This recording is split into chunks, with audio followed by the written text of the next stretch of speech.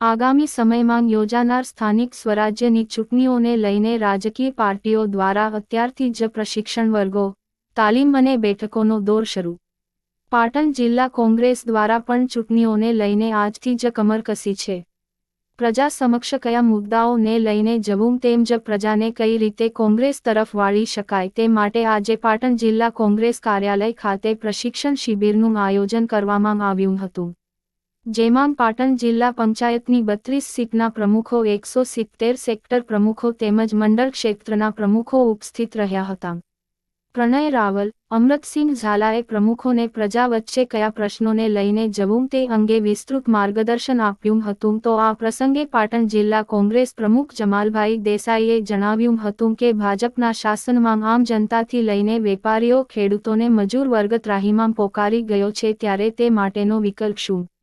Congress party આ લોકો માટે એક વિકલ્પ લઈને જનતા વચ્ચે જશે અને વધુમાં તેઓએ જણાવ્યું હતું કે ઇઝરાયેલની સંસદમાં દેશના વડાપ્રધાન નરેન્દ્ર મોદી પોતાનું ભાષણ આપવા ઊભા થયા ત્યારે ત્યાંના સંસદ સભ્યોએ વોકઆઉટ કર્યું તે ભારત દેશનું અપમાન છે. પાટણ જિલ્લાની અંદર ગુજરાત પ્રદેશ કોંગ્રેસ સમિતિના આદેશ અનુસાર પ્રશિક્ષણ શિબિરનું આયોજન કરેલું હતું.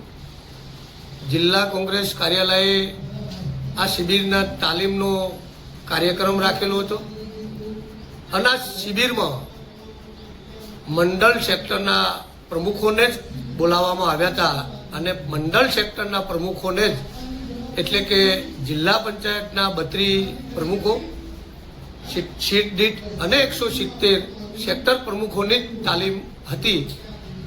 આ તાલીમનો હેતુ એ હતો કે આવનારી સ્થાનિક સ્વરાજની ચૂંટણીને અનુલક્ષી પ્રજા વચ્ચે જઈ અને કયા પ્રશ્નોને વાચા આપવી અને આજે ભારતીય જનતા પાર્ટીના શાસનમાં આમ જનતા, ખેડૂત, વેપારી અને મજૂર જે ત્રાહિમામ થઈ રહ્યા છે તો એના માટેનો વિકલ્પ શું?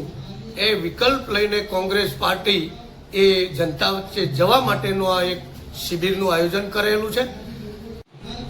જનતા પાર્ટીના લોકો આપણા ભારત દેશના સન્માનીય વડાપ્રધાન નરેન્દ્ર મોદીજીને વિશ્વગુરુ કહેવે છે.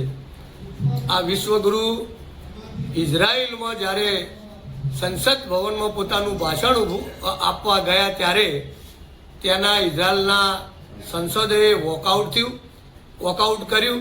એ ખરેખર ભારત દેશનું અપમાન છે. આવી જગ્યાએ મિત્રતા કરવાનું નરેન્દ્ર મોદીજીને, વડાપ્રધાનજીને ટાળવાની જરૂર છે.